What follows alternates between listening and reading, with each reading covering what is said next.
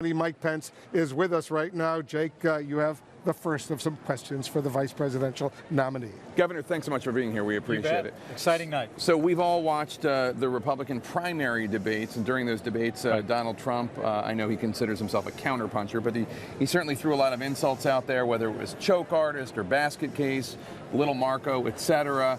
I'm wondering, does he consider the general election debates to be different than the primary debates in terms of tone and tenor? Well, I think what you're going to see tonight is the same Donald Trump we've seen throughout this campaign. He's going to be a bold truth teller. He's going to speak plainly. But I think tonight it's an opportunity, in a very real sense, for him to lay out that vision to make America great again. I mean, the crowds that we see, the momentum that's now even showing up in polls, that is all evidence of the fact that he's really given voice to the frustrations and aspirations of the American people. And I think tonight is a night when he can, in front of the vast majority of this country, literally lay out those policies that he's been laying out in speech after speech and share a positive aspirational vision for the country. So we should not expect to see the same kind of zingers that we saw during the primaries. Is that how to interpret that? Well, I think, or who knows? I think who knows? You know, we'll see where it goes. We'll see where it goes. I mean, look, Donald Trump's got broad shoulders, you know, he's able to make his case and make a point. But I think, I think what most Americans want to see is frankly, both of these candidates take this platform, maybe in front of 100 million people in this country, and really lay out their vision. And they're such different visions for the country, and I think they're two different futures for the country. Hillary Clinton, it's status quo, it's more of the same. Policies that Donald Trump and I and millions of Americans think have weakened America's place in the world, stifled America's economy. Donald Trump has a vision to have America standing tall in the world again, rebuilding our military, restoring our economy with the policies that Ronald Reagan used, that John F. Kennedy used. That's the contrast I hope after 90 minutes the American people see, and then they can make their choice. So let me ask you, you referred to him as a bold truth teller. I'm sure fact checkers would take issue with the concept of truth teller. Has the candidate, has the nominee familiarized himself with some of the issues that fact checkers and others have pointed out he's not accurate on, and will he adapt accordingly to what the facts are, what the truth is? Well, I think, look, I think Donald Trump always speaks straight from his heart, straight from his mind. That's why he's made the connection with millions of Americans that he's made, Jake. But you bet, I think going into this campaign, as a busy campaign schedule has allowed, he's taken some time, talked to the team, thought through these issues, and in speech after speech around the country ever since the convention, you've heard the details of these policies be laid out. And so I think he'll be reflecting on all of those things tonight. But my hope is that as the debate goes forward, these two candidates, and especially my running mate's, going to have an opportunity to lay out that positive vision for the country, because I truly do believe it's the right course for America. He has the right leadership qualities, and I'm looking for a great night. Yeah. I want to ask you, Governor, about your own debate prep, because it's a week from tomorrow. But you talk about Donald Trump having broad shoulders. I do. What do you mean by that? Well, I think Donald Trump really embodies the American spirit. I mean, he's strong, he's freedom-loving, he's independent-minded, he's willing to fight for what he believes in.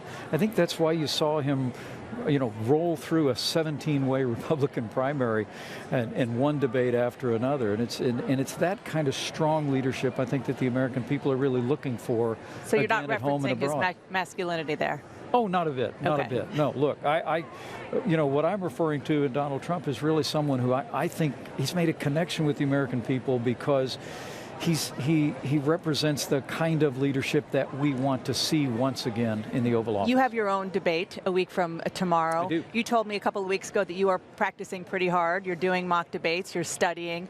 You have some differences with Donald Trump on policy issues. So when you're asked questions, are you going to talk about your position or Donald Trump's? Well, we're going to talk about our positions. We're going to talk about the agenda of the Trump-Pence team, and I am doing a little preparation for it. And a little bit more traditional than my running mate. I mean, look, he's been preparing for tonight for his entire life. I mean, to be around him is to be around a man who's been a builder. He's someone who loves his family, loves this country, and I think tonight people are going to see that lifetime of experience and that authenticity come through. And For my part, my focus the last 4 years has been and continues to be on leading the state of Indiana. So I've been brushing up on all those Washington issues I used to deal with full time when I was in Congress. But I'm looking forward to a good debate next week. The candidates will be on the stage in about an hour from now. Any last minute advice you have for Donald Trump? Well, my only advice to him is be yourself. I mean, I've come to know him over the last several months. We talk every day. We campaign oftentimes a few times every week together. And, I've seen him when the Klieg lights are off. This is a good man who I believe will make a great. Since the first televised presidential debate between Richard Nixon and John F. Kennedy. That was exactly 56 years ago tonight. Now, let's go to Wolf Blitzer. He's inside the debate hall. Wolf? Anderson, what a picture it will be when Donald Trump and Hillary Clinton step on the stage right behind us. This will be an endurance test. 90 minutes with no commercial breaks. Viewers will see Donald Trump at the lectern on the left. This is the first time he's ever debated against only one opponent. You'll see Hillary Clinton on the right of your screen. The moderator, NBC News anchor Lester Holt, he'll be seated in front of them. He'll ask the questions, try to keep the candidates to their times, and try to make sure the audience follows the no applause rule. Jake Tapper, the first few moments of this debate could clearly set the tone for the debate. What are you looking for? I mean, what a night. First of all, these two have not met face-to-face during this election. I don't even know if they've been in the same room since Donald Trump married Melania Trump and invited the Clintons to his wedding. So the body language is going to be something that all of us are studying. Is it going to be friendly? Is it going to be gracious? Are they going to be nice to one another? It has been a very, very vicious battle. They have said very, very tough things about one another. Also, Wolf, keep in mind, those in this auditorium, unlike some of the previous debates that we saw during the primaries and caucuses, are going to be told not to make noise, not to applaud, not to cheer. So it really is going to be a focus on just the two candidates. It's going to be a major focus indeed. Dana, the first impressions are important, but what are you going to be looking for? Well, the fact that you just mentioned, it's going to be 90 minutes straight. In past debates, there have been breaks. He's had time to catch his breath. Obviously on stage with lots of candidates, not just one as he will be tonight, and so he has no chance to step back. The question is, will he be able to keep not just his energy but his focus for an hour and a half? And also the question is whether or not he will suffer from not doing the traditional debate prep. Hillary Clinton not only did mock debates with the stand-in for Donald Trump, she also did it at this hour or an hour from now to know how it feels doing it in the evening. So she did it real time. And so we're going to see whether or not that is going to matter, that Donald Trump really just had discussions about policy and personality and so forth with his aides sitting around a table. Yeah, the debate hall, the excitement is building. Anderson, over to you. Wolf, thanks very much. A lot to talk about. Brianna Keeler is in the spin room. Brianna, you're with Tony Schwartz, who, of course, co-wrote The Art of the Deal with Donald Trump. He's advised the Clinton campaign on how to get under Trump's skin. He's certainly no fan of Donald Trump. Brianna? That's right, Anderson. Tony Schwartz is certainly no fan of Donald Trump, and you are advising really Hillary Clinton's advisors in this debate prep, right? I have been doing that, yes. And you're not paid. You told me that you feel like this is your penance. This is my penance for having created what has a man has become a monster, and I've spent 30 years feeling bad about it, and now I feel like I've got to show that there's nobody behind the curtain. He's the wizard who isn't a wizard. But you spent 18 months with him as you co-authored The Art of the Deal. There must have been something that you saw during that time of Donald Trump that was appealing. Honest to God, and I kept a journal during that period, there was nothing I found appealing. Now, I know that sounds extreme and crazy, but this is a man who I really believe lacks a conscience at the deepest level. So there wasn't anything. He was effective in certain ways. He's a dominant, aggressive personality, and he pushes and he pushes and he pushes, and he gets a lot of what he wants. Did you ever see a situation that is, I mean, obviously not as high stakes as this, but I'm sure that there were moments over the course of that year and a half that you saw a high stakes moment? Well, what I saw was the way he did business. So as I've said many times before, he was a liar then, he's a liar now. So he lied his way through many different situations, and he was able to get a lot doing it. The problem is we don't want that man to be president of the United States.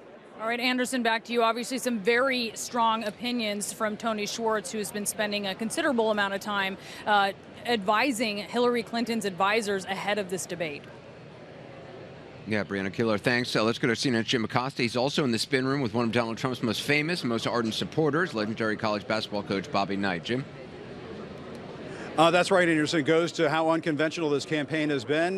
Bobby Knight, the legendary Indiana Hoosier basketball coach, who's also advised Donald Trump from time to time, and you gave him some advice during the debate prep. Tony Schwartz, who co-wrote The Art of the Deal with Donald Trump, was just talking to our Brianna Keilar. He described Donald Trump as a monster. Is that the man that you know?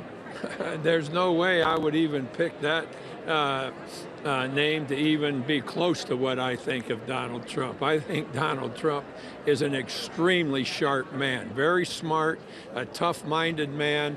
I was a history and government major, so I've studied this every election since I've been out of college. I've looked at this person or that person, and I've always enjoyed that. And as I look at Donald Trump, I say, here's a guy that can deal with problems. You know, he's not, he's a national figure, but he's an international figure. They know him all over the world. He has acquaintances here, there, and everywhere. And Donald Trump is going to provide us with a great military. He's going to have a much better relationship to all of our military people than anybody's had before. And let me ask you this. You were involved in the debate preparations. What did you tell Donald Trump? You were just telling me a few moments ago before we were on camera that he needs to watch his step a little bit tonight. I think he just needs to be in a conversational voice and just talk. If there's something he doesn't like, just say, hey, you know, that's your prerogative. I just think a little bit differently.